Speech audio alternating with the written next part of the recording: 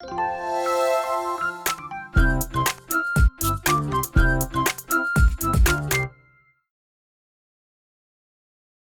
잠시 후 행복한 아침에서는 국민의 분노를 산 사건, 사고를 들여다보는 분노 유발자들 준비되어 있고요. 네, 그리고 똘똘한 자산관리 비법, 뭐니 이어집니다. 저희는 잠시 후에 다시 돌아올게요.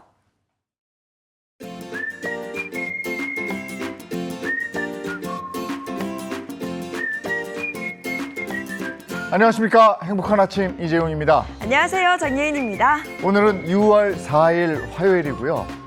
왜 아이들은 꽃으로도 때리지 마라 네. 이런 얘기가 있는데 아이들을 때리고 학대하고 방임하고 해서 죽음에까지 이르게 한 사람들이 있습니다. 오늘 분노 유발자들에서 그 사건, 사고를 들여다보겠습니다. 네, 그리고 뭐니에서는요, 은퇴 후 여유로운 노후 생활을 위한 월 500만 원 만들기 궁금하시죠? 꼼꼼하게 오늘 이야기 나눠보도록 하겠습니다. 자, 화요일 행복한 아침 시작합니다.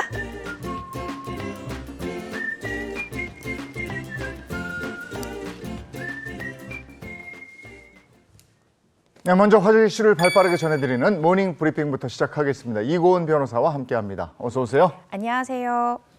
네, 첫 번째 이슈부터 전해주시죠.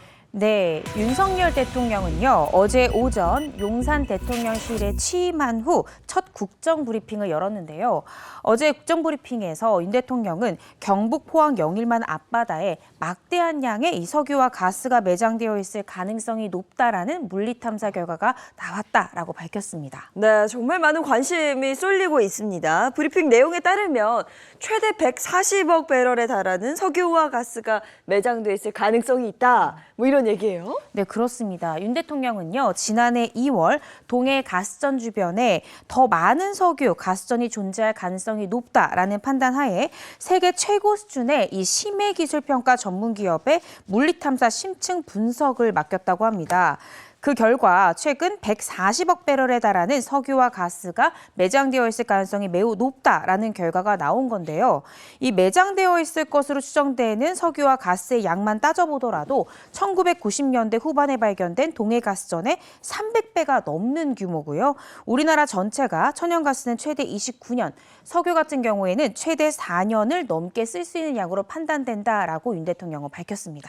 이 추정되는 양만 놓고 보면 정말 대단한 건데 네. 그러면 이게 실제 매장량을 확인하고 생산되고 이럴 때까지 얼마나 걸려요? 어제 브리핑에 동석했던 안덕근 이 산법자원부 장관은요, 올해 12월경부터 이 구체적인 실제 이 탐사 시추를 시작한다라고 하면 내년 상반기 즈음 되면 이 실제 매장량을 좀 확인할 수 있을 것이다라고 밝혔습니다. 그 후 한 2027년이나 2028년쯤 공사를 시작해서 2035년쯤에는 이 상업적 개발이 시작될 수 있을 것이다라고 전했는데요. 또 이 매장된 자원의 현재 가치는 삼성전자 시가총액의 5배 수준인 약 2,260조 원이 넘어서는 것이라고 강조했습니다. 이날 이 탐사 시추 계획을 승인한 윤 대통령은 내년 상반기까지 어느 정도 결과가 나올 것이다라면서 국민 여러분들께서도 차분하게 시추 결과를 지켜봐 달라라고 당부하기도 했습니다. 야, 이미 어제 관련 주가 막 폭등하더군요. 그렇죠. 네. 이번에 진짜로 여기서 석유가 나와서 우리 대한민국도 산유국의 반열에 올라가는 기대해 봅니다. 네. 예, 다음 이슈 전해 주시죠. 네, 다음 소식은요, 좀 안타까운 소식인데요. 이 경찰 조사를 받던 50대 남성이 경찰관과 실랑이 하던 끝에 이 하반신 마비 증세를 보여서 긴급 수술을 받았다는 사실이 뒤늦게 알려져서 논란이 되고 있다는 소식입니다.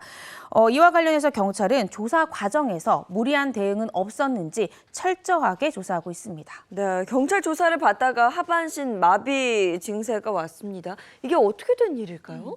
네, 지난달 발생한 일입니다. 지난달 11일 밤 11시 30분경에 아산에서 발생한 사건인데요. 50대 남성 A씨는 술에 취해서 놀이터에 쓰러져 있었다고 합니다.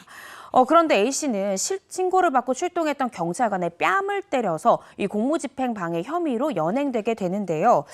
조사 과정에서 A씨가 갑자기 자리에서 벌떡 일어난 거예요. 네. 그러자 이제 경찰이 제지하게 됐고 그 과정에서 이 50대 남성 A씨의 목덜미를 잡아서 끌어당긴 겁니다.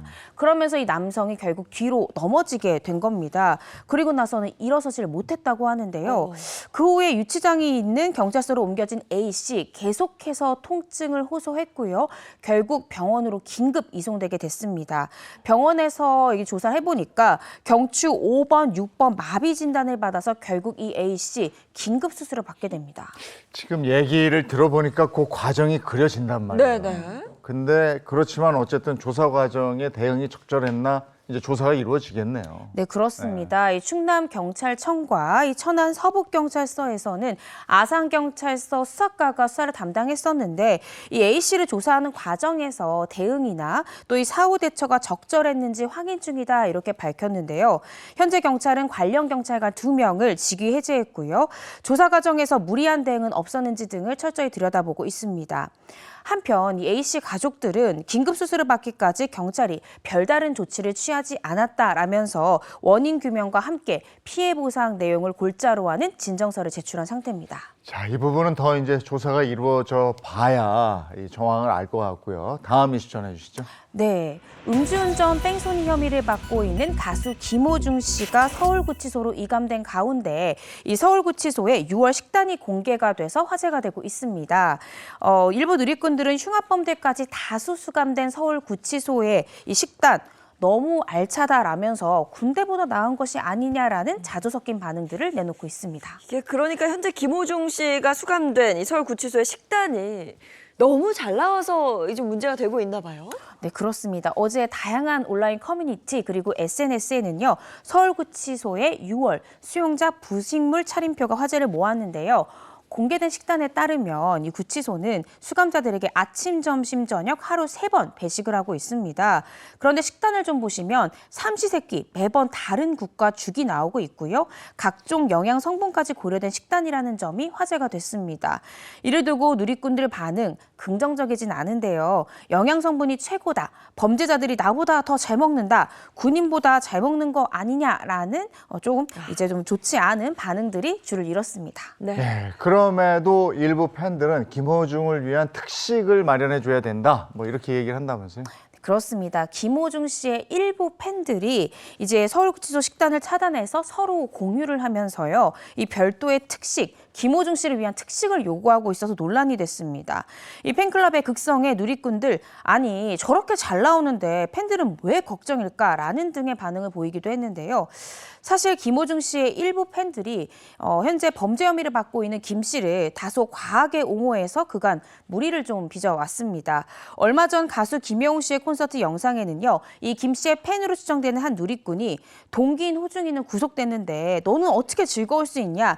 양심이 있으면 이번 공연으로 번 돈을 위약금으로 보태줘야 한다라는 댓글을 달아서 국민들의 문매를 맞기도 했고요.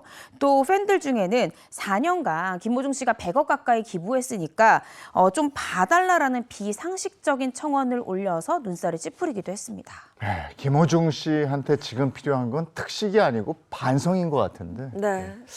자, 다음 이슈 전해 주시죠. 네, 취업시장에서는요, 아무래도 20대, 30대 지원자들을 좀 선호하는 기업들이 많은 편이죠. 그러다 보니까 통상 중장년층, 이 취업시장에서는 좀 약자로 분류되기도 합니다. 하지만 이 취업시장을 좀 들여다보면요, 40대, 50대 지원자들을 좀 선호하는 기업 분야가 있어서 오늘 좀 소개해드리려고 합니다. 취업을 준비하고 있는 중장년층에게는 정말 반가운 소식이 될 것 같은데요. 자세히 좀 전해주시죠. 네, 우선 이 4050 세대를 좀 선호하는 대표적인 직종은요, 약국 사무원입니다. 이 건강보험 심평원에 따르면 지난해 상반기 전국 약국 수는요, 5년 만에 8.28% 증가한 것으로 나타났습니다. 이 고령화 사회에는 약국 사무원의 수요도 좀 있을 것으로 보여지는데요. 실제로 중장년 일자리에 지원하는 서울시 출연기관인 서울시 50플러스 재단에 따르면 서울시 4050 약국 사무원 양성과정 수료자 이 28명 가운데 14명이 일자리를 얻었다고 합니다. 재단 측은 이 의약품은 믿고 맡길 사람이 필요한 데다가 이직률이 높은 젊은 층보다는 40대, 50대를 더 선호한다라고 덧붙이기도 했는데요. 그 밖에도 이 반려동물을 돌봐주는 펫시터, 또 교통약자 맞춤형 모빌리티 서비스 등에서 4050 중장년층을 선호한 것으로 나타났습니다. 또 최근에는요, 이 중장년층을 우대하는 아르바이트 플랫폼까지 속속들이 등장하고 있는 상황입니다. 네, 100세 시대입니다. 4050 세대는 정말 한참 일할 나이고 네. 우리 세대의 허리가 되는 나이인데 일할 기회가 더 많아졌으면 좋겠네요. 네, 오늘 모닝 브리핑 여기까지 하겠습니다. 이고은 변호사와 함께했습니다. 고맙습니다. 고맙습니다. 자, 이어서 날씨 한번 알아보겠습니다. 마지원 기상캐스터 나와주세요. 네, 상암동입니다. 6월이 시작된 걸 아는 듯이 기온이 나날이 오르고 있습니다. 어제 서울의 낮 기온이 28.7도였는데요. 오늘은 29도, 내일은 31도까지 오르겠습니다. 네, 어제 남쪽을 중심으로 소나기가 쏟아졌는데요. 밤사이 지표면이 습해지면서 안개가 꼈습니다. 오늘 이후로는 전국이 맑겠습니다. 낮 동안은 볕이 무척 강하겠습니다. 특히 12시에서 3시는 볕이 가장 강한 시간대니까요. 이 시간대는 외출을 삼가고 실내에 머무는 게 좋겠습니다. 네, 오늘 여름 날씨답게 이번 주 소나기 소식이 잦습니다. 오늘은 주로 강원과 전남에 내릴 텐데요. 양은 5에서 10mm로 많지 않겠습니다. 자세한 지역별 낮 기온 보겠습니다. 오늘 서울과 광주는 29도까지 오르겠고요. 동해안 지역은 여전히 선선함이 감돌겠습니다. 이번 주는 맑고 더운 날들이 이어지겠고요. 내륙 곳곳으로 소나기 소식이 잦습니다. 나가실 때 기상정보 확인하시고 우산 챙겨가시기 바랍니다. 날씨였습니다.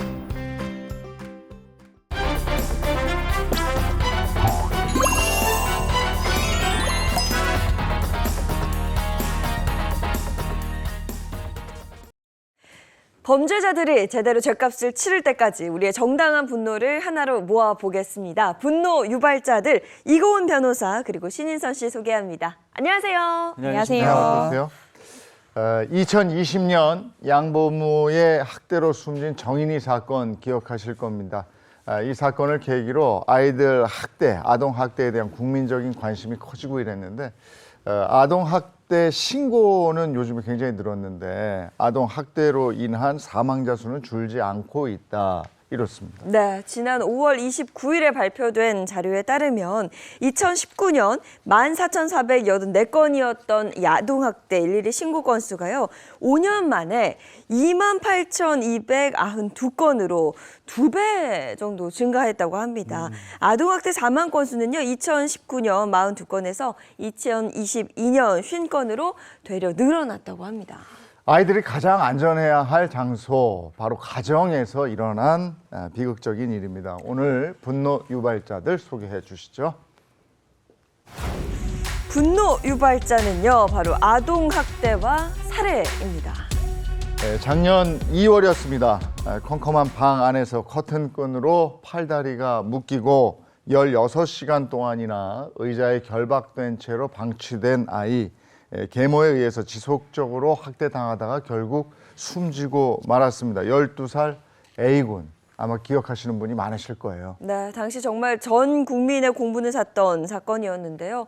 숨진 A군의 몸에는요, 다리에만 200개가 넘는 그 학대 흔적이 있었고 38kg이던 이 몸무게가 1년 만에 29.5kg까지 줄어들 정도로 상당히 굶주렸던 것으로 전해졌습니다. 네, 저도 뉴스를 보면서 엄청 분노를 했었던 순간이 기억이 나는데 당시 검찰이 이 아이를 학대한 계모에게 사형을 구형한 것으로 전 기억을 하거든요. 네, 그렇습니다. 검찰에서는요, 이 계모에 대해서 아동학대 살해죄를 적용을 해서 계모에 대해서는 사형을 구형했고요. 친부에 대해서는 징역 10년을 구형을 했습니다.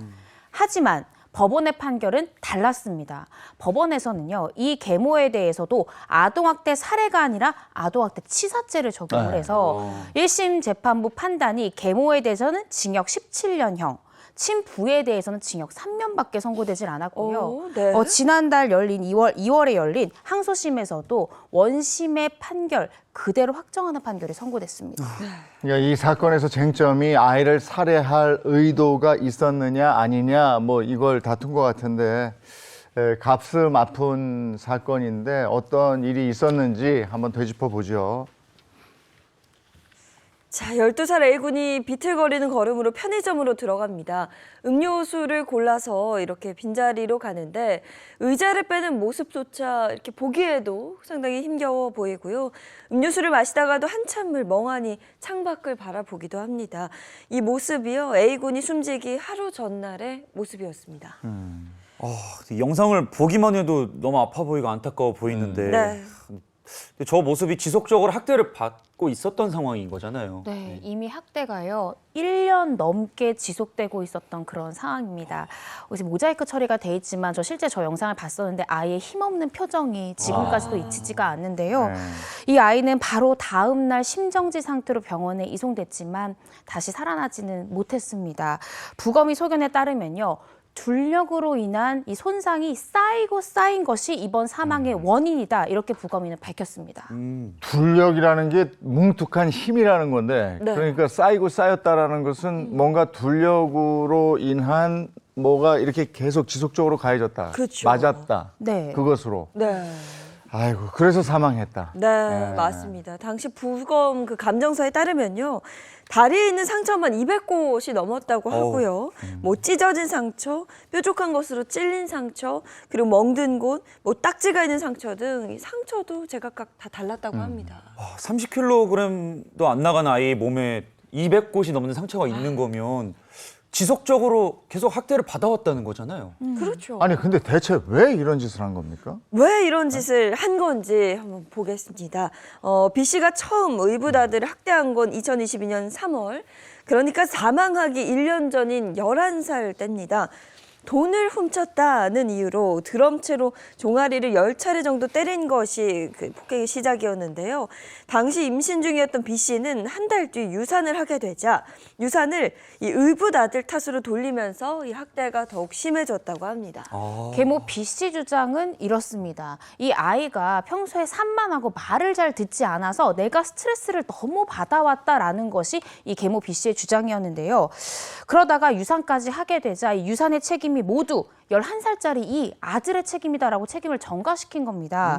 검찰의 공소장을 보더라도 이 계모 B 씨의 범행의 동기가 구체적으로 적시가 돼 있는데요. 공소장 내용을 좀 살펴보면 유산을 계기로 이 의붓아들을 죽여버릴 정도로 미워하는 감정으로 계모의 감정이 바뀌었다라고 검찰도 정확하게 적시를 했습니다. 네. 아니, 근데 부모님이면 아버지가 있으셨을 텐데 아버지는 뭐 하고 계셨어요? 아니 이런 사실을 다 알고 있었다고 합니다. 근데 가정 불화가 잦아지자 그냥 방임을 한 건데요.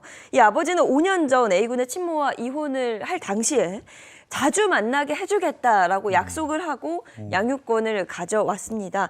하지만 약속은 지켜지지 않은 건데요. 결국 친모는요 이혼한 이후에 아들을 2번밖에 만나지 못했다고 합니다. 본인이 키우겠다고 했으면 잘 키우셔야지. 아 그럼요. 네. 자기 자신 없으면 그냥 친모 어머니한테 맡기면 되는 거잖아요. 너무 친모 입장에서는 가슴이 너무 찢어질 것 같은데요. 그러니까 아이는 도움을 청할 때도 없이 그야말로 고립됐던 거고 이 체벌은 기본인데다가 학대죠, 학대. 학대죠. 네. 그리고 방에 가두고 학교도 보내지 않고 이랬다는 거예요. 네, 학교를 보내지 않았던 게 제 생각에는요. 학교 선생님들은 아동학대 신고 의무자입니다. 그렇지. 들키지 않으려고 그랬던 것이 아닐까라고 지금 추정이 되는데 2022년 11월부터 이 계모 홈스쿨링을 한다는 명목으로 아이를 학교에 보내지를 않았습니다. 그럼 뭘 시켰냐? 아이가요 11살짜리 어리잖아요. 아침잠이 얼마나 많을까 싶은데 아이를 아침 6시에 깨워서요. 아침 6시부터 8시까지 성경 필사를 시켰습니다. 근데 2시간 내에 이 임무를 완수하지 못하면 벌을 또 세운 건데요. 감금을 시키거나 이 사건도 사실 감금을 하다가 이렇게 발생이 됐는데 감금을 시키거나 장시간 벌을 세웠습니다. 어떤 벌을 세웠는지 좀 살펴보면 한두 시간 동안 벽을 보고 무릎 꿇고 손을 들게 했고요. 또는 약속을 어겼다라는 이유로 5시간 동안 아이를 무릎을 꿇게 하는 그런 벌을 세우기까지 했답니다. 그렇게 학대의 빈도수와 정도 점점 더 세졌습니다. 네, 더 소름 끼치는 건요. 그 홈캠이라 그러죠. 카메라를 설치해두고 아이의 이런 모습을 지켜봤다고 하고요.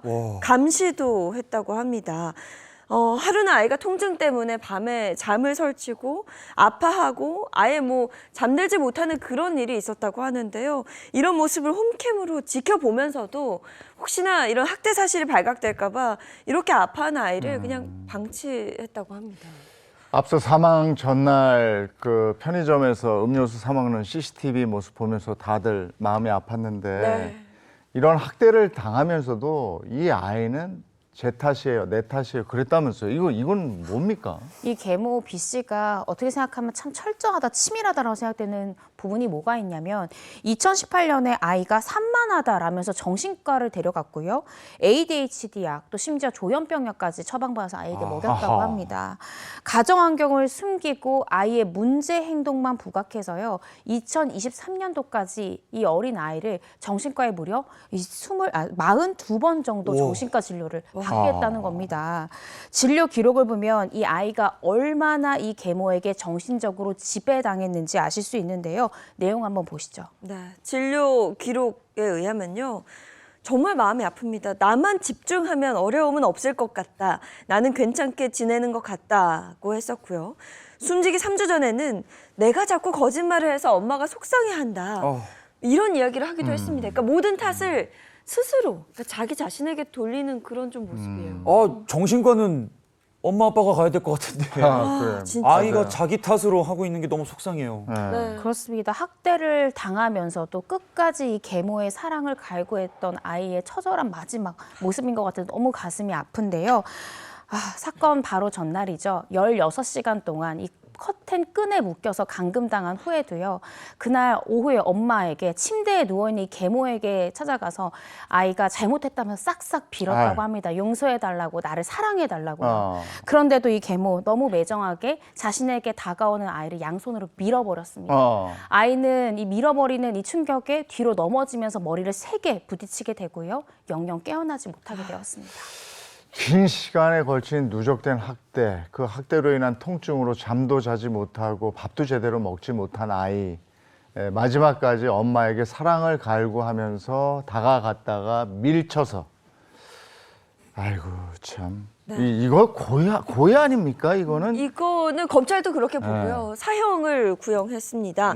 공소장을 제가 한번 읽어볼게요.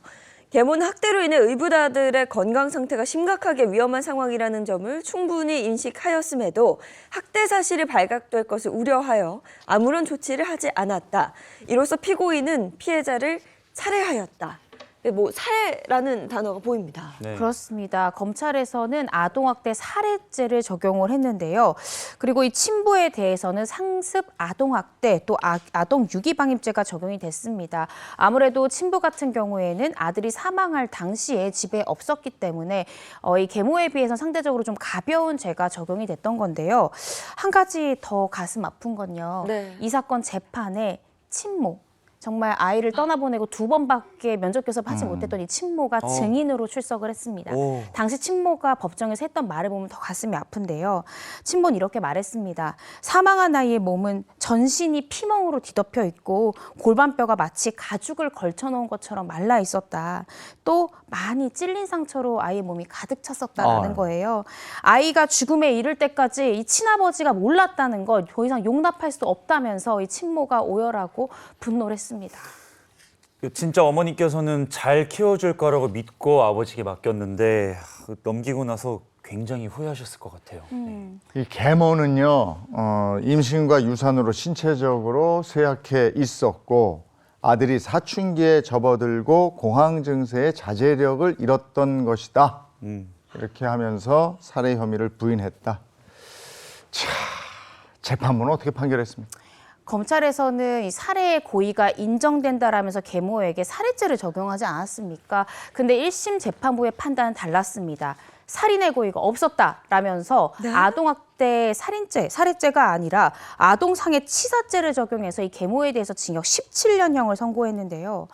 재판부가 이렇게 판단한 배경에는 뭐 예를 들어 아동에게 어떤 위험한 물건으로 직접적으로 때리는 이 직접적인 유형력 행사하는 행위가 없었기 때문에 살해의 고의까지는 인정하지 않았다고 보여지는데요. 그렇다 하더라도 이 재판부가 당시 판결 내용을 선고할 때요. 당시 재판장에 있던 방청객들이 야유를 보내서 재판이 중지되기도 했었습니다. 그런데 이후에 이어진 2심에서도 원심과 동일한 17년형이 확정이 됐습니다. 근데 저는 이 판결 결과에 대해서 너무 아쉽습니다. 물론 재판부의 판단은 존중이 되어야겠지만요. 살해의 고의가 인정되지 않는다 하더라도 아동상해 치사죄로 인정된다 하더라도요. 법정 이 유기징역형의 최대한이 징역 50년까지 선고할 수 있습니다. 그래서 최근에 대구판 돌려치기 사건이라고 유명한 대구에서 발생한 이 강간 살인 살인 미수 사건에서도 피해자가 성인이고 심지어 사망에 이르지도 않았음에도 불구하고 징역 50년형이 선고되기도 했습니다. 근데 이 사건은 정말 방어에 취약한 아동을 상대로 했고요. 사망이라는 끔찍한 결과가 나왔음에도 불구하고 징역 17년형이다. 좀 많이 아쉬움이 나는 네. 판결이라고 생각이 듭니다. 네. 이게 1심 판결이죠. 그럼 검찰이 분명히 2심으로 가자고 했을 것 같은데 네. 이게 쭉 갔을 것 같고 이걸로 끝났으면 이건 좀 그렇잖아요. 네. 지금은 항소심 재판이 1심 결과 17년형과 동일한 형을 2심에서도 재판부가 선고를 했고요. 판결이 확정이 되었습니다. 17년으로. 와. 아, 그래요? B 씨는요, 이 약 4개월 동안 87번의 반성문을 재판부에 제출하고 공판 당시 이 수감 중에 출산은 갓난아기를 안고 나왔다고 합니다. 가정의 회복을 위해 선처를 바란다. 이런 이야기를 했다고 합니다. 죽은 아이는 어떡하고? 그러니까. 갓난아기면 본인 아기가 있었던 거네요? 태어나네 그새. 자기 아이도 있으면서 어떻게 엄마가 이런 짓을 할 수 있죠? 아이고 참. 저 친어머니 인터뷰 내용이 있네요. 네. 친어머니 인터뷰 내용 한번 들어보죠.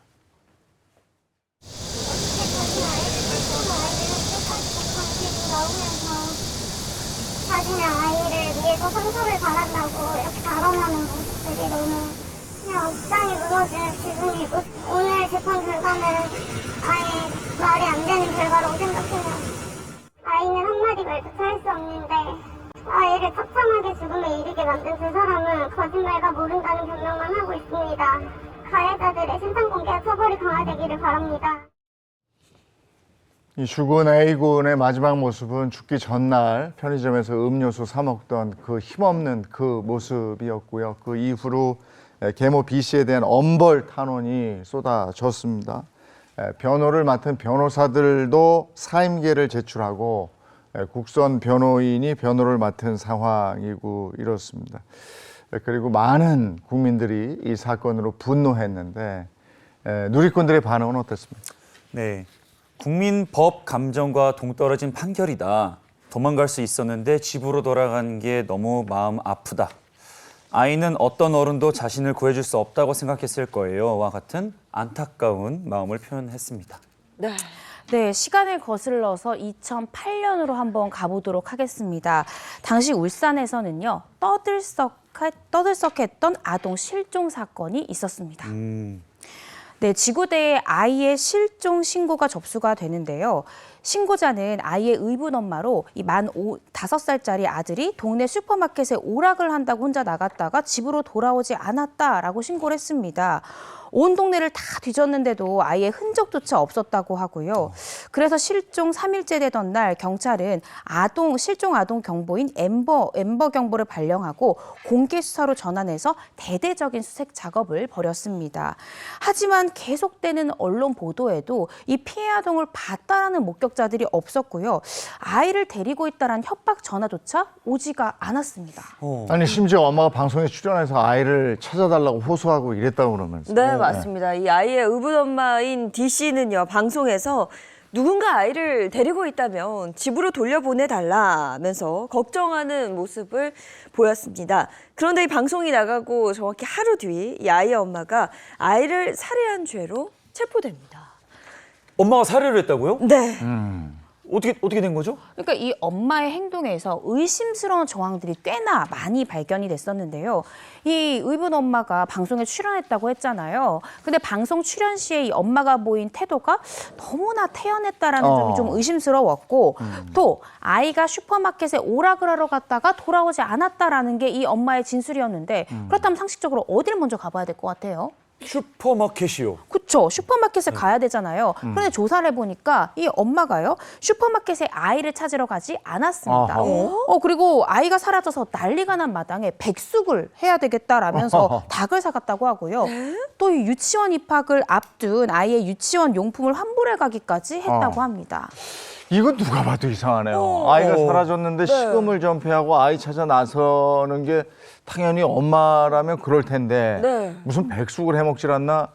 아이 유치원 가려고 준비해 놓은 유치원 가방하고 옷을 환불받는다? 이건 누가 봐도 이상하죠. 그러니까 마치 아이가 이제 다시 돌아오지 않을 거라는 걸 알고 있는 사람처럼 행동을 한 것 같아요. 그러니까요. 그러니까 경찰도 뭔가 수상하다고 생각했던 거죠. 진짜 아이가 실종됐다면 목격자 전화가 온다든지 아니면 아이를 데리고 있던 유괴범의 전화가 와야 되는데 그런 건 오지 않고 엄마의 행동에 이상한 좀 의심스러운 정황들이 발견이 돼서 경찰은 다시 수사를 원점에서 시작하기로 마음을 먹었습니다. 그리고 이 엄마의 휴대폰 사용 내역을 확인을 하게 되는데요. 결정적으로 엄마의 진술에서 앞뒤가 맞지 않는 정황을 발견하게 됩니다. 이 아이가 오락하러 간 사이에 이 엄마, 의붓 엄마의 주장은 나는 산책하러 나갔다 이렇게 얘기를 했거든요. 그런데 그 시각 이 울산이 아닌 경주에서 자신의 남동생과 통화한 기록이 나온 겁니다. 네. 그러니까 휴대폰 기지국조회라고 해서 통화를 하면 그 통화 장소가 어딘지 반경 200m 내외로 정확하게 찍히거든요. 예. 그러니까 본인 진술이랑 다르게 나왔던 거죠. 그래서 결국 경찰은 엄마를 추궁해서 자백 진술을 받게 되는데요. 사건의 전말 한번 보시죠. 자, 신고 전날이 2008년 2월 5일. 저녁 밥을 먹다가 먹은 것을 토하고 말을 듣지 않는다는 이유로 D 씨는 아이의 뺨을 몇 차례 때립니다. 그래도 잘못을 뉘우치지 않는다며 배를 발로 차고 또 등과 얼굴 등을 빗자루로 67차례 마구 때렸다고 하는데요. 그 뒤 아이가 쓰러지자 자는 줄 알고 뒀는데 아침에 일어나니 죽어 있었다. 이런 진술을 했습니다. 이 5살 아이를 이랬다는 거고. 네. 그러면 이 사망한 아이는 어디로 감쪽같이 사라진 거예요? 이거 관련해서 추궁을 한 결과 경찰은 경주의 한 논두렁에서 아이의 시신을 불에 태웠다는 말에 따라 수색 작업을 펼치게 되고요.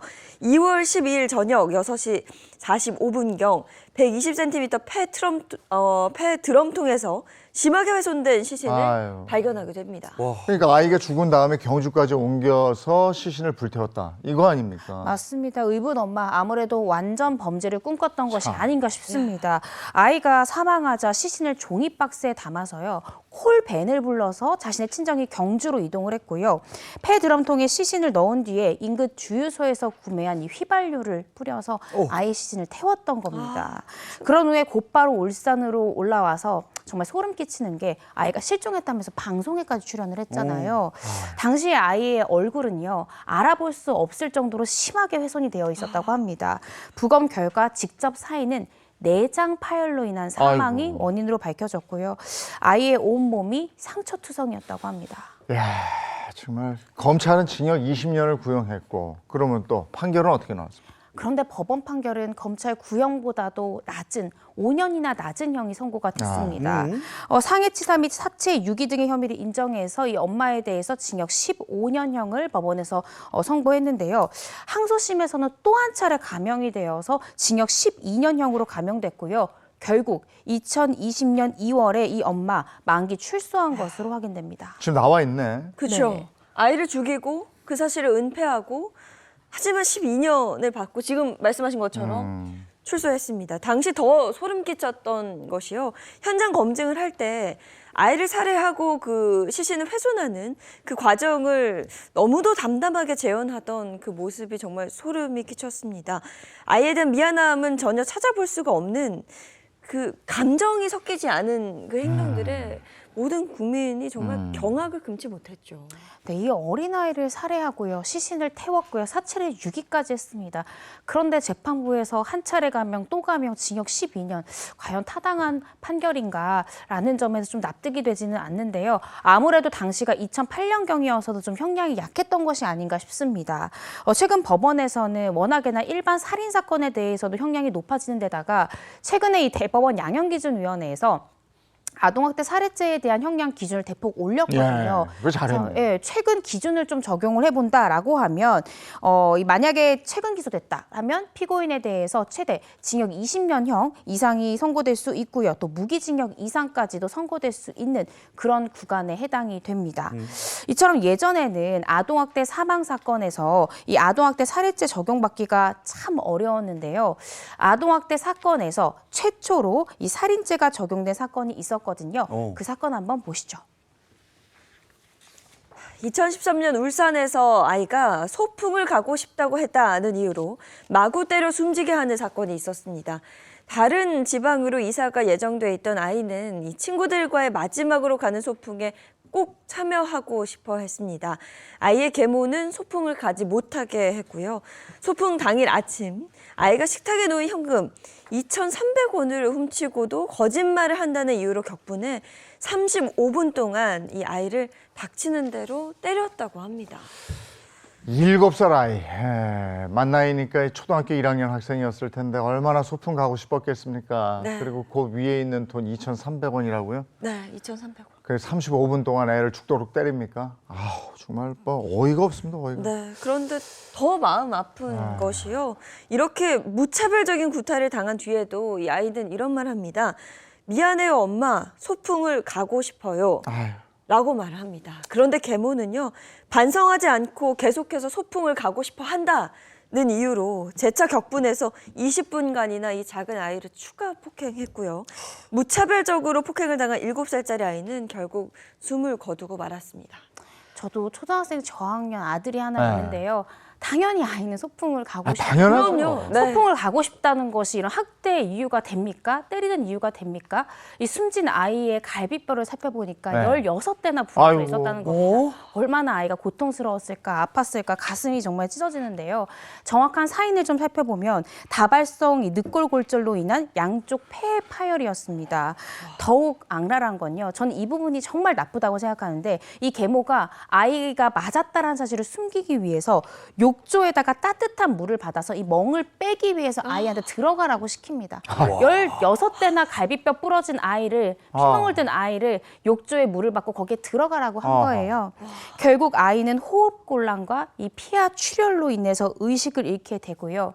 이 아이 욕조 안에서 결국 목숨을 잃게 됩니다. 와, 이 과학을 좋아하는 이분 만약에 훈육의 목적이었다면은 저도 어머니한테 훈육을 좀 당했을 때는 살짝 회초리 몇 대면 그래도 말을 잘 들었었거든요. 그 정도가 아니라 1시간 동안 마구잡이로 구타를 했다는 거는 살인의 고의성이 좀 있다라고 봐도 되지 않을까요? 그럼요. 검찰에서도요. 살인죄를 적용을 해서 사형을 구형했고요. 화가 난 시민들이 모였습니다. 당시 화면 한번 보시죠. 그저 소풍을 가고 싶다는 8살 의붓 딸을 잔인하게 때려 숨지게 한 계모의 첫 재판이 열렸습니다. 법원 앞에선 큰 소동이 벌어졌고 피해 어린이의 친엄마는 울다가 지쳐서 실신했습니다. 저희는 인정할 수 없습니다. 하지만 1심 재판에서 이 계모는요, 자신의 혐의를 완강하게 부인합니다. 자신이 죽음에 이르게 한 것은 맞지만 살인을 할 의도는 없었다는 거죠. 이런 파렴치한 모습에 재판을 방청하던 아이의 친모와 방청객들 분노했고요. 계모에게 물을 끼얹기도 했습니다. 하지만 이 성남 민심과는 달리 1심 재판부는 계모에게 상해치사죄를 적용해 징역 15년을 선고했습니다. 또 이렇게 됐네, 또 이렇게 됐어요. 상해치사. 그야말로 때렸는데 잘못 때려서 죽었다.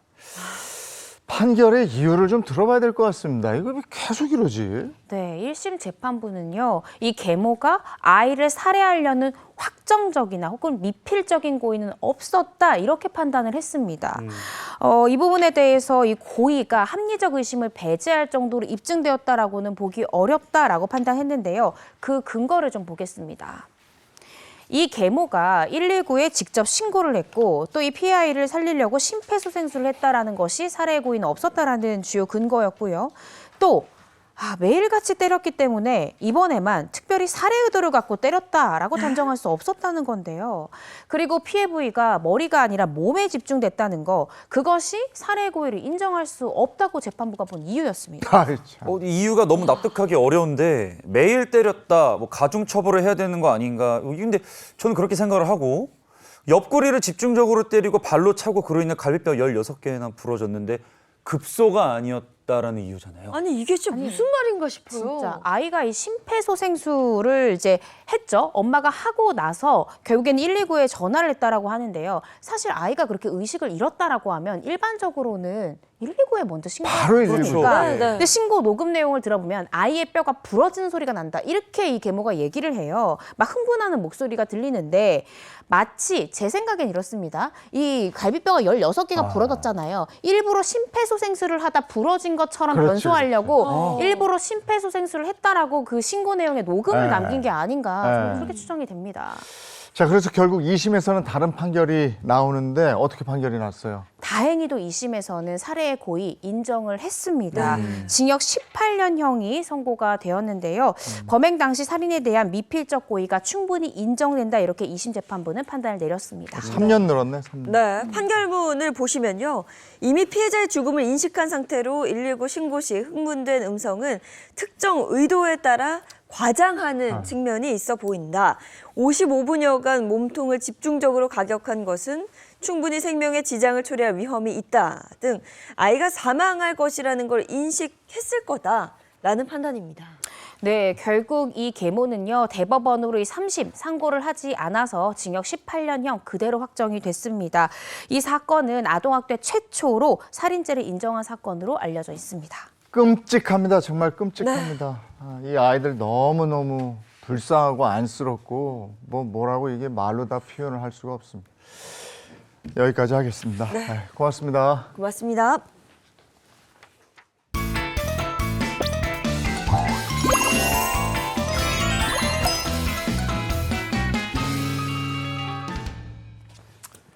지금 시각이 8시 11분을 향해 가고 있습니다.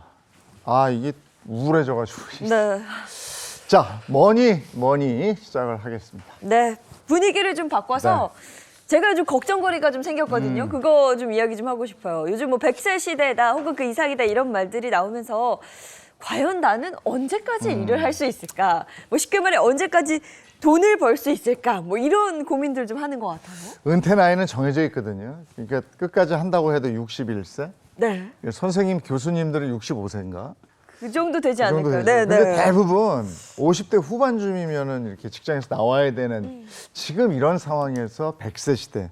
난 뭘 해 먹고 사나? 이런 생각이 들 수밖에 없거든요. 네, 걱정입니다. 네. 이런 와중에 뭐 든든한 노후 준비 참 듣기만 해도 좋은 말이긴 한데 그러면서 동시에 막막하기도 합니다. 오늘 김현우 소장님 모시고 관련 이야기 좀 나눠보겠습니다. 소장님 안녕하세요. 네, 안녕하세요.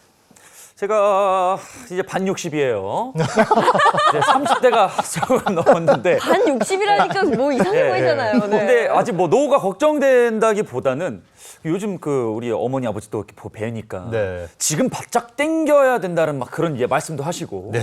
그런 얘기를 합니다만. 사실 뭐 물 들어올 때 노져라 이런 얘기들 있잖아요. 사실 그래서 제가 저 예. 막내로서 또 집에서 형 누나들 돈 잘 벌고 있어갖고 네. 예습을 좀 해봤습니다. 우리 그 노후 최저 생계비 부부 기준이 220만 원이 넘어가더라고요. 네. 그런데 요거는 최저 시급 이런 거 뭐 최소한의 비용 이런 건데 네네. 도대체 노후를 준비하려면 얼마나 있어야 되나요? 그죠, 그게 좀 사실 여유로우려면. 맞아요. 네. 막연하죠. 막연한데 이게 사실 정답은 없습니다. 왜냐하면 뭐 개인마다 또 가정마다 생활하는 게 다르고 생활 수준도 다르기 때문에 뭐가 정답이다, 얼마씩 필요하다 이런 답은 없지만 통계는 있습니다. 통계를 한번 보시면요. 통계청에서 조사한 결과로는 2인 가구 기준 최소 231만 원이 필요하다. 그리고 적정 생활비로는 324만 원이 필요하다. 이런 조사 결과가 있고요. 모 금융권 통계에 따르면은 이거보다는 20만 원에서 40만 원 정도가 많은 그런 정도의 비용이 생활비로 노후 생활비로 필요하다라는 걸로 나오는데요. 사실 이건 어디까지나 뭐 통계이기 때문에 이게 정답은 아니라고 말씀을 드릴 수 있고요. 그냥 내가 필요한 생활비 규모를 정확하게 판단을 해 보시고 그에 따라서 준비를 하는 게 맞을 것 같습니다. 네, 은퇴 이후의 삶에 대해서 고민인 분들 정말 많으실 겁니다. 오늘은 노후 생활비가 고민인 분의 사연부터 한번 만나보도록 하겠습니다. 자, 40대 후반 남성이고요. 아내와 맞벌이 중이십니다. 월 수입은 둘이 합쳐 최대 800만 원 정도 되는데 은퇴 후에 월 500만 원 수입이 들어올 수 있는 흐름을 만들어 놓고 싶다고 하셨습니다. 네, 사연을 보니까요. 국민연금이 15만 원, 아내가 10만 원 월납하고 계시고 8억 자가 아파트 보유하고 계시네요. 중형차 한 대 있으시고 연금저축 월 30만 원씩 그리고 퇴직금은 3에서 4억 원 정도 예상됩니다. 네. 요즘에 보면 은퇴 생활비 500만 원 세팅을 목표로 해서 이렇게 플랜 짜고 이러는 계획 세우고 이런 분들 많이 계시더라고요. 네, 이것도 이 물가가 오르다 보니까 조금씩 올라가는 것 같아요. 네. 예전에는 월 300만 원 정도 이런 얘기가 있었는데 요즘은 또 500만 원 올라갔습니다. 근데 사실 노후에 500만 원씩 돈이 따박따박 나오는 게 이게 쉬운 일은 아니에요. 네. 그럼요. 네. 오늘 벌 때도 500만 원이라는 월급은 굉장히 큰 돈인데 일을 하지 않고 매달 500씩 나온다? 이거 굉장히 어려운 일이거든요. 그런데 실제로 은퇴 직후, 퇴직 직후에는 한 달에 한 500만 원 정도, 그러니까 그 직전 생활비 정도가 필요할 수 있지만 이게 시간이 가면 갈수록 그 생활비 이 필요 규모는 좀 줄어들 수 있습니다. 그러니까 은퇴 기간을 전반, 중반, 후반 이렇게 나눠가지고 각 기간별로 생활비가 얼마가 필요한지 이거를 바탕으로 좀 준비를 하시는 게 효율적인 거죠. 이 전략을 진짜 잘 짜야겠네요. 네, 그렇습니다. 예전에는 뭐그 월급을 조금씩 아껴가지고 집도 사고 노후도 준비하고 이렇게 했는데 지금은 버는 돈이 딱히 모이는 것 같지도 않고. 네, 다들 그러세요. 뭐 치킨도 먹고 싶고 뭐 많은 것도 먹고 싶잖아요. 그리고 노후 준비를 한 그 대비책을 또 따로 세워야 된다 하더라고요. 네. 네. 사장님. 바로 그 부분입니다. 이 부분을 위해서 오늘 저희가 준비한 건데 은퇴 후에도 끊임없는 현금 흐름을 만들 수 있는 방법 네. 오늘 제안해 드리도록 하겠습니다. 네, 앞에 사연에서 현금 흐름 500만 원을 만들고 싶다라고 하셨는데 제일 먼저 뭘 해야 할까요? 네, 뭐 지피지기면 백전불태. 그러니까 사실 뭐 무조건 완벽하게 안전하게 준비할 수 있습니다까지는 아니지만 그래도 위태로운 상황에는 안 빠질 수가 있겠죠. 그래서 내가 이 노후 생활비로 얼마가 필요하느냐 요거부터 따져봐야 되는데요. 앞서 보신 것처럼 이거는 조사 기관마다 다르고 대상마다 다르기 때문에 천차만별입니다. 예를 들어서 뭐 국민연금연구원에서 조사하면 국민연금 가입자를 대상으로 조사를 하게 되고요. 뭐 금융권에서 조사를 한다면은 해당 금융권에 금융상품 가입되어 있는 그 고객들을 대상으로 조사를 하게 되겠죠. 그러니까 이렇게 차이가 많이 나는 건데 얼마의 생활비가 필요한지는 가정마다 다른 거니까 나에게 얼마의 생활비가 필요한지를 구체적으로 판단을 해보시는 게 좋습니다. 사실 많이 벌면 많이 버는 대로 쓰고 적게 벌면 적게 버는 대로 이렇게 좀 절약하고 이렇게 하는데 네. 환감이 넘은 인선이가 네. 내가 과연 어떻게 쓸지 얼마나 쓸지 어떻게 압니까? 그렇죠. 30년 후의 얘기를 그렇죠. 지금 어떻게 알아요? 그런데 만약 다음 달부터 소득이 딱 끊긴다.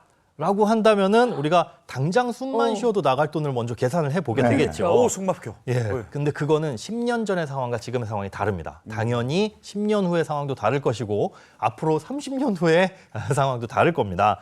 그러니까 지금부터 할 수 있는 거는 열심히 이제 돈을 모으는데 은퇴 시기가 가까워질수록 우리가 노후라고 생각하는 그 시기가 가까워질수록 조금 더 구체적으로 준비를 해보시면 되겠죠. 우선은 이제 노후 생활비를 항목에 따라서 나눠보시라고 말씀을 드리는데 크게 세 가지로 나눠볼 수가 있을 것 같습니다. 의식주 아닙니까? 어. 그러니까 이제 먹고 사는데 가장 기본적으로 필요한 것들 아니겠어요? 네, 그렇습니다. 먹고 입고 내 거주하는 곳. 그렇죠. 네. 크게 세 가지인데 그게 의식주는 아니고요. 그 중에 하나에 포함되는 게 사실 의식주입니다. 요걸 이제 기초생활비라고 볼 수가 있는데요. 기초생활비에는 사실 많은 게 포함돼요. 의식주는 사람이 살아가기 위해서 최소한 필요한 것들이죠. 뭐 식료품비 필요하고요. 옷도 필요하고 그리고 이제 집에 필요한 집기들이나 주거비용 이런 게 당연히 들어갈 겁니다. 그다음에 요즘에 누구나 하나씩 다 갖고 있는 거 휴대폰.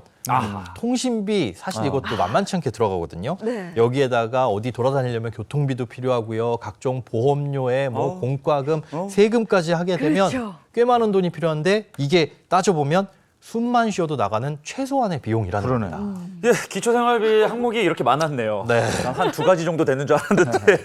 아니, 그러면 이 기초생활비를 얼마나 잡으면 좋겠습니까? 이것도 제가 답을 딱 드리면 좋겠지만 사실 이제 가정마다 그 금액은 다르잖아요. 예를 들어서 20평대 아파트하고 30평대 아파트 나오는 관리비도 다를 거고요. 그리고 이제 고정지출이라고 하는 게 얼마나 들어가는지는 좀 살펴보실 필요가 있습니다. 뭐 예를 들어서 통신비 같은 경우에 지금 한 달에 5만 원씩 나가고 있다라고 하더라도 이걸 알뜰폰으로 바꾸게 되면 10,000원에서 2만 원대로 절약하는 것도 가능하고 또 65세 이상이 되시게 되면 여기에서 월 최대 11,000원까지도 지원을 해주거든요. 그러니까 생각보다도 뭐 통신비를 줄일 수도 있다. 이런 것들을 좀 꼼꼼하게 살펴보는 거죠.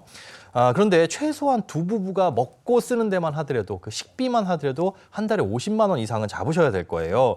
그리고 기본적으로 어느 집에 산다라고 한다면 여기에 들어가는 뭐 관리비, 난방비, 전기, 수도 이런 것만 하더라도 한 달에 한 15만 원, 20만 원 정도는 나올 수 있고요. 그리고 통신비도 넉넉 잡아서 1인당 한 3만 원에서 5만 원 정도.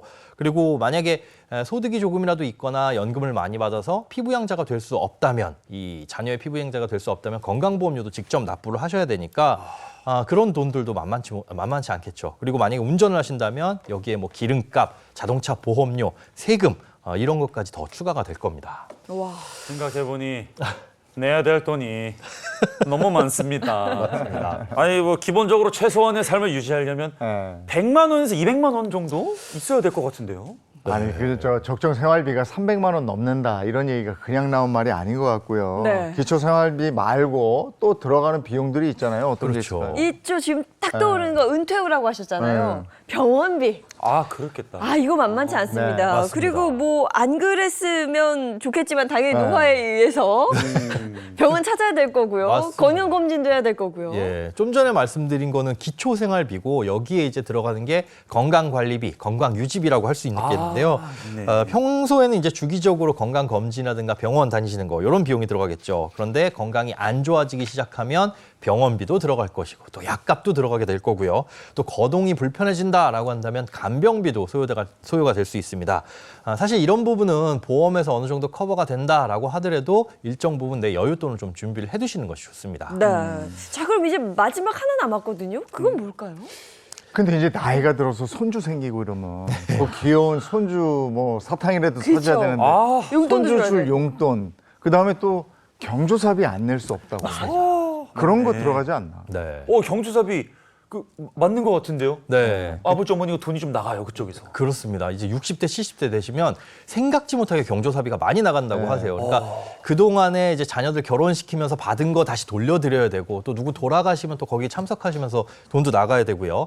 이런 것들을 뭉뚱그려서 풍미유지비라고 할 수가 있는데요. 뭐 노부부가 가끔 뭐 영화도 보러 가시고 또 60세, 70세 되시면은 사실 건강도 괜찮으시기 때문에 운동도 다니시고 할 수 있거든요.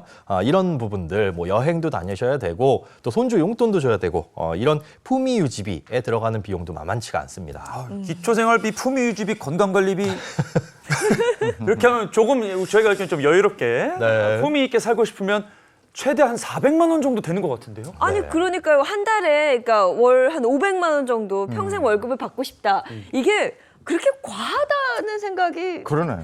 들지 않습니다. 따져보니까. 맞습니다. 그러면 이렇게 방금 말씀드린 것처럼 내가 얼마를 쓸지가 파악이 됐어요. 네. 그 다음에 이제 뭘 해야 될까요? 자, 필요한 돈이 파악이 됐으면 내가 준비하고 있는 게 얼마나 됐는지, 준비하고 있는 거, 되어 있는 게 얼마나 있는지는 좀 파악을 해보셔야 되겠죠. 알게 모르게 준비되어 가고 있는 것들이 사실 많이 있습니다. 근로소득자 같은 경우에는 퇴직금이 든든한 노후 자산이 될 수 있고요. 또 집도 있죠. 사실 많은 이 자산의 큰 비중을 차지하는 게 집인데요. 여기에다가 이제 국민의 70% 정도는 해당되는 기초연금도 빼놓을 수는 없고요. 또 매달 내고 있는 국민연금 이 부분도 빼놓을 수 없습니다. 내가 지금 현재 준비해 놓은 게 얼마나 되는지 그리고 부족한 부분이 얼마인지 파악해서 차근차근 근데 나이가 확 들면 차근차근도 안 돼. 그러니까 그 전에 그것도 안 돼요. 차근차근 네. 준비를 해놔야 된다 이런 말씀이신 거예요. 그렇습니다. 이제 이 사연 주신 분의 경우를 다시 한번 보면요. 굉장히 많이 준비가 되어 있습니다. 국민연금 같은 경우에 남편은 월 15만 원, 아내는 10만 원 내고 계시다고 하셨으니까 이게 직장 가입자만 그 2배를 사실상 내고 있는 거죠. 뭐 정확한 가입 기간은 현재로서는 알 수는 없지만 지금 40대 후반이라고 하셨으니까 퇴직까지 최소한 한 15년은 더 낼 수 있고요. 10년 이상 더 내신다라고 한다면 남편은 150만 원, 아내는 한 100만 원 정도의 국민연금을 받으실 수가 있습니다. 또 대출이 얼마나 있는지는 모르겠지만 주택도 중요한 자산이죠. 여기에 연금저축도 30만 원씩 30년을 붓는다라고 생각하면 이것도 원금 기준 1억이 조금 넘고요. 그리고 퇴직금도 한 3, 4억 정도 예상이 된다고 하셨습니다. 이렇게 딱 잡아보면은 월 500만 원 정도 될 것 같은데요? 네, 뭐 말씀드렸다시피 그런데 이 퇴직 이후에는 긴 시간 동안 500만 원이 필요하진 않습니다. 시기별로 준비를 하시는 게 중요합니다. 그래서 일단 은퇴 기간을 3등분 한다고 네. 하셨는데 이 필요 생활비를 기준으로 그럼 나누면 되는 거예요? 네, 맞습니다. 생활비가 얼마나 필요한지 그리고 그때 돼서 내 생활상이 어떻게 바뀌는지 이것들을 좀 꼼꼼히 따져보셔야 되는데요. 일단 퇴직 후, 바로 직후에는 소득이 끊어질 수 있겠죠. 이런 소득 공백기, 그리고 연금이 나오게 되는 연금 생활기, 그다음에 자녀가 독립하고 나면 생활비도 조금 줄어들 겁니다. 그래서 자녀가 독립하는 시점은 또 언제인지, 또 언젠가는 그런 일이 안 다가왔으면 좋겠지만 배우자와 사별하는 경우, 이런 경우도 있을 수 있잖아요. 그렇게 되면 이제 홀로 생활하는 이 독거 생활기 이렇게 차근차근 나눠보시게 되면 그 시기별로 필요한 생활비가 달라지게 될 거고요. 여기에 따라서 맞추는 게 좋을 것 같고요. 은퇴 직후부터, 그러니까 60세에 만약에 우리가 은퇴를 했다라고 한다면 국민연금 65세에 나오니까 이 5년 동안 소득 공백기가 발생할 수밖에는 없습니다.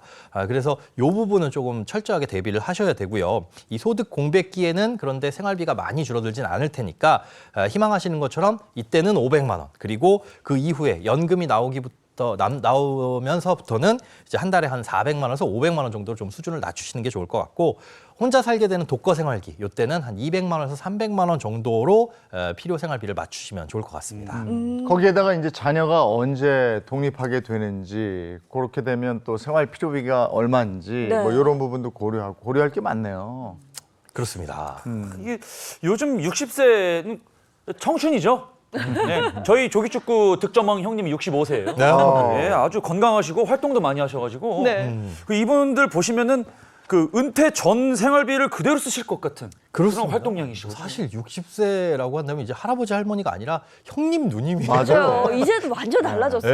네, 그 정도 나이 되시면 지하철 노약자석 근처에도 못 갑니다. 네. 서서 가셔야 되는데 그래서 사실 은퇴 직후에는 원하시는 대로 생활비를 직전 생활비 비슷한 수준으로 500만 원 정도로 잡고 내가 갖고 있는 자산을 어떻게 활용할 수 있는지 잘 체크해 봐야 됩니다. 다시 한번 이 화면을 보여주시죠.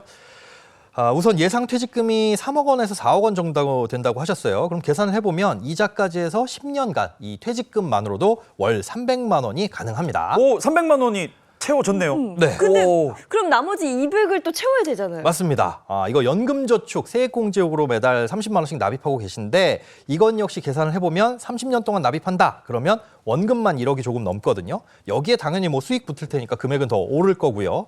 이 연금저축은 55세부터 65세까지 10년 동안 나눠받으면 세금도 5.5%로 낮게 뗍니다.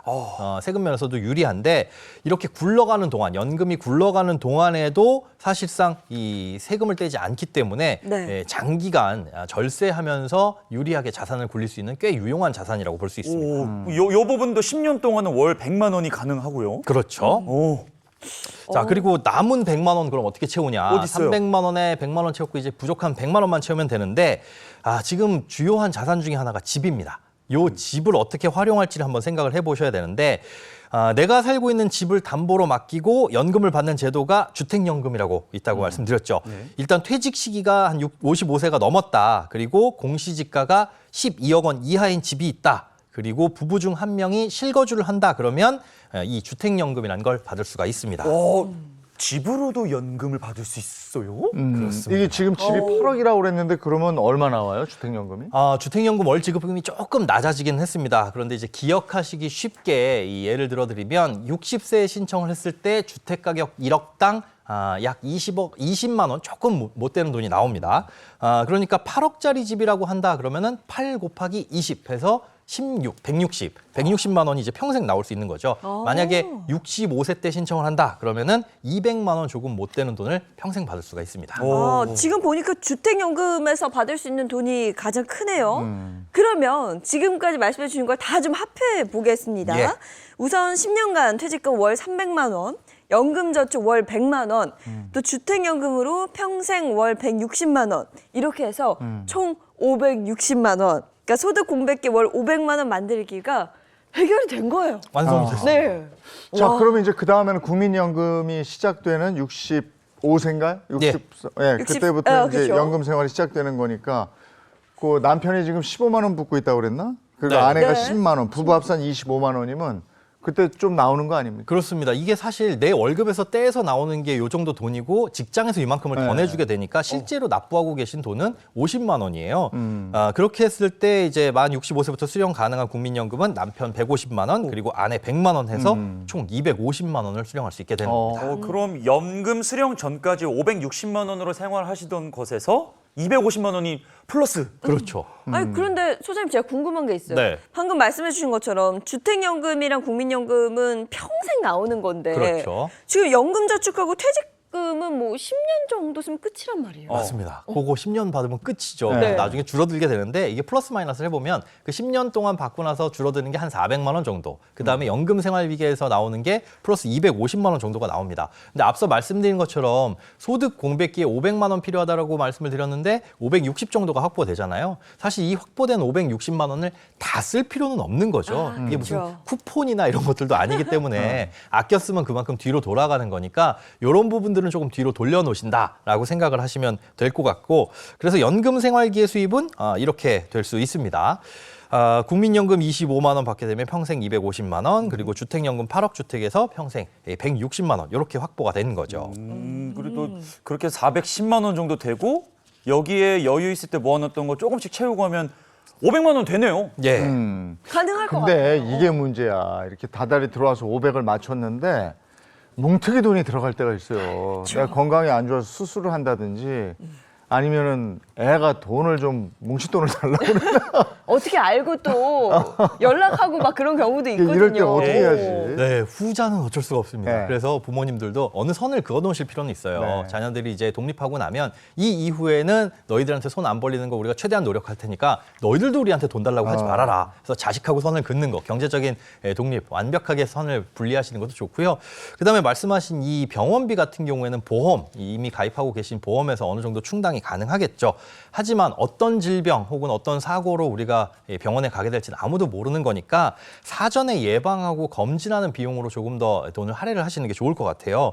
사실상 월 10만 원 정도면 1년에 120만 원 정도 되시잖아요. 근데 우리가 국민건강보험공단에서 해주는 무료 건강검진이 있지만 개인별로 또 가족력에 따라서 조금 걱정되시는 부분이 있으실 겁니다. 아유, 우리 아버지나 어머니 다 암으로 돌아가셨어 라고 한다면 암에 대해서 조금 더 걱정이 되시겠죠. 이런 분들은 암보험 가입하실 게 아니라 해당 그 질병에 대한 건강검진을 조금 더 정밀하게 받아보시는 게 좋을 것 같고, 평상시에 건강관리를 할 수 있는 뭐 돈, 그러니까 건강식품을 사신다거나 아니면은 우리가 운동을 하신다거나 이런 것에 조금 돈을 할애를 하시는 게 좋을 것 같습니다. 네. 그럼 이제 두 부부가 이렇게 오래 잘 생활을 하다가 어느 순간 이제 한 사람이 떠나는 시기가 오게 됩니다. 그때 이제 독거 생활기죠. 그렇죠. 저는 아직 그 미혼이라서 옆에 와이프가 없습니다만 없어지면 너무 슬퍼요. 벌써 슬퍼요, 벌써? 와이프가 없는데? F시구나. 사실 우리가 이게 오랜 기간 평생 동안 같이 했던 이제 배우자가 사라진다라는 건 굉장히 슬픈 일이죠. 하지만 뭐 사람은 씩씩하게 사셔야 되잖아요. 근데 이 시기에는 뭐 건강상의 이유로도 활동이 현저하게 줄어드는 시기라서 생활비가 생각보다 그렇게 많이 들어가진 않습니다.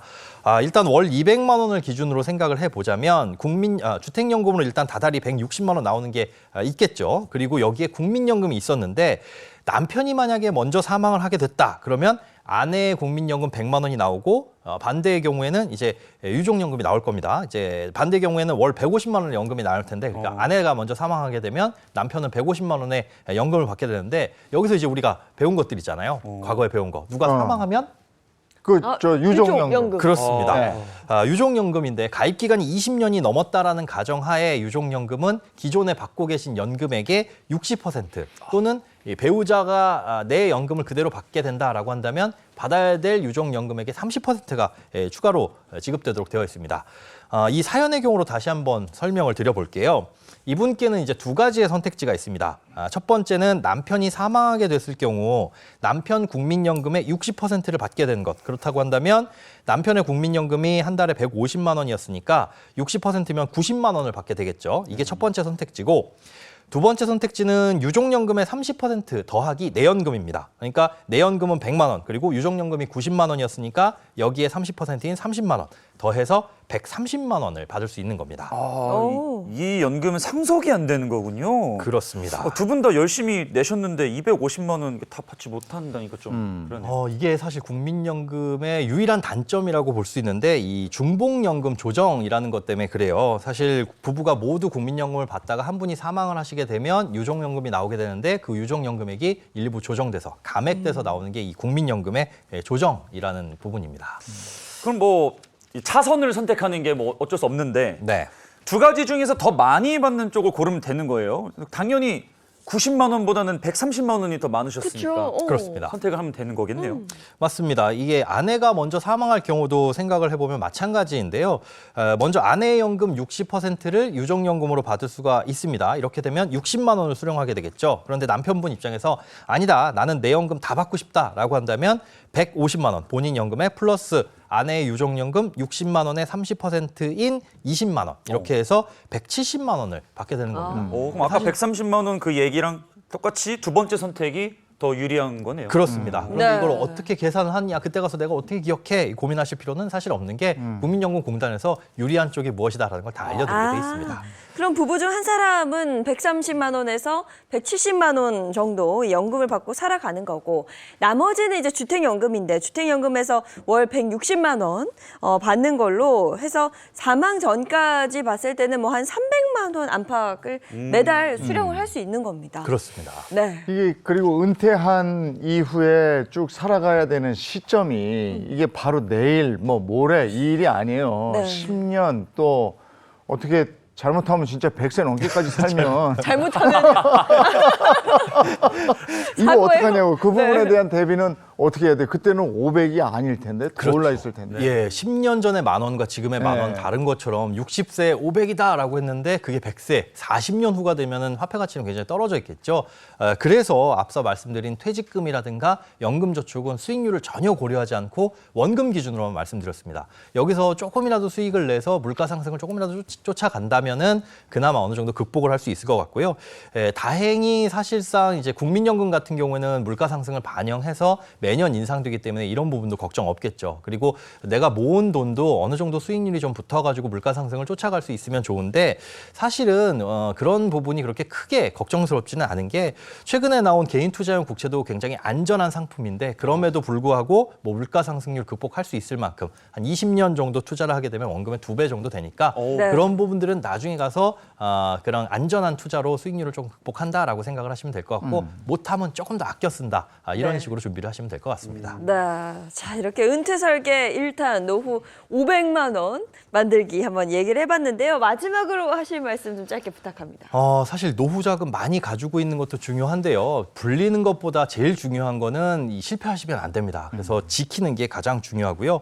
사실 끊임없이 현금으로 나올 수 있는 전략을 만드는 것도 중요하지만 이게 기간별로 다를 수 있다라는 거. 그래서 그때 가서 조금 더 구체적으로 생각을 해보시면 된다라는 것과 노후 준비가 어려운 이유는 막연하기 때문입니다. 조금 더 이제 고민을 해보시고 계획을 잘 세우시면 누구든 행복한 노후 준비 하실 수 있을 것 같습니다. 지키는 거 정말 중요합니다. 가장 중요합니다. 딴짓하지 네. 마. 자, 은퇴 설계 2탄 다음 주에 이어지니까요. 기대해 주시기 바랍니다. 고맙습니다. 네, 고맙습니다. 자, 날씨 한번 알아볼 텐데요. 저는 어제 날씨 굉장히 재밌더라고요. 덥다가요. 그늘에 가면 정말 시원합니다. 바람도 많이 불고요. 오늘 날씨 어떤지 보고 돌아오겠습니다. 마지원 기상캐스터 나와주세요. 네, 사암동입니다. 여름이 시작되기 무섭게 하루하루 기온이 오르고 있습니다. 오늘 서울의 낮 기온 29도로 어제보다 조금 오르겠고요. 내일은 무려 31도까지 치솟겠습니다. 어제 남쪽을 중심으로 소나기가 내렸는데요. 지표면이 습해지면서 밤사이 안개가 꼈습니다. 안개가 걷히면 오늘 맑은 하늘 드러나겠습니다. 낮 동안은 볕이 무척 따갑겠습니다. 햇볕에 오래 노출되면 피부 화상을 입을 수 있는데요. 모자나 안경, 선글라스로 피부를 보호해 주시기 바랍니다. 네, 여름 날씨답게 이번 주 소나기가 자주 오겠습니다. 오늘은 강원과 전남을 중심으로 내릴 텐데요. 짧은 시간 강하게 올 수 있어서 주의를 당부드립니다. 이번 주 30도를 넘나드는 더위가 나타납니다. 오늘 서울과 광주는 29도까지 오르겠고요. 연일 동풍이 부는 동해안은 계속 서늘하겠습니다. 네, 이번 주 중에는 대체로 맑은 가운데 이따금씩 내륙에 소나기가 지나겠고요. 토요일에는 남쪽에, 일요일에는 전국에 비가 오겠습니다. 오늘도 날씨 전해드렸습니다.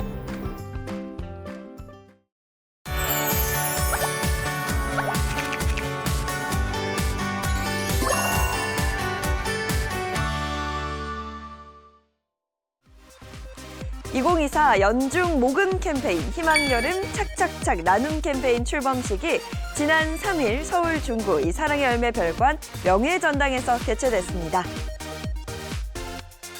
이번 캠페인은 연말연시에 집중된 성금 모금을 연중에도 일상화하기 위해 마련됐는데요. 사회 경제적 취약계층의 양극화 해소와 기후 위기로 인한 에너지 취약계층을 발굴하여 신속하고 적극적으로 지원하였습니다. 출범식에는 기부자들도 함께 참석해 소감을 전했습니다. 무더위 속 어려운 이웃분들께서 조금이라도 시원한 여름을 보내실 수 있도록 힘을 보태고 싶었는데 또 이렇게 나눌 수 있는 기회가 마련되어 정말 기쁩니다. 안녕하세요. 행복한 아침 시청자 여러분, 김정근입니다. 네, 반갑습니다. 이지혜입니다.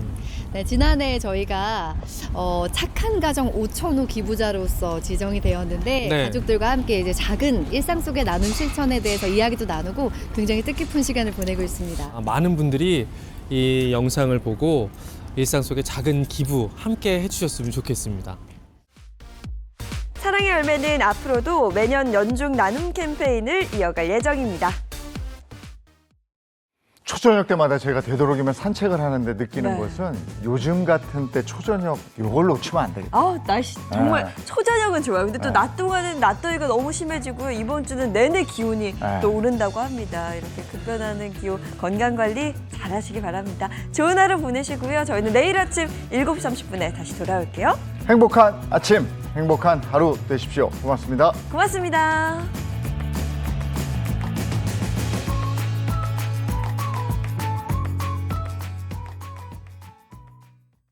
채널 A